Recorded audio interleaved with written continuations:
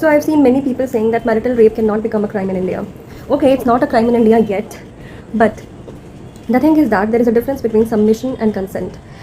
When you talk about consent, आप एक बात बताओ, सबमिशन की बात जब होती है, मैंने आपको खुद को सौंप दिया मान लो, ठीक, तो it's only having submission, it doesn't have will.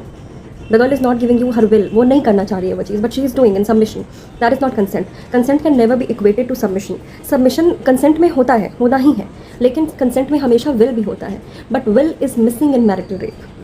This is the basic thing that every, not only men, women are also supporting this thing that marital rape should not become a crime in India.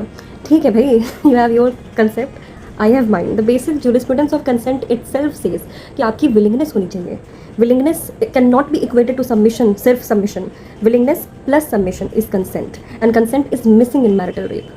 So it has all the ingredients to become crime in India. I don't know why our lawmakers are still silent. Maybe there are certain repercussions because of that they are silent, but that doesn't mean that you can call it out and say कि no, it is not a crime. It's not a crime yet, but it has all the ingredients.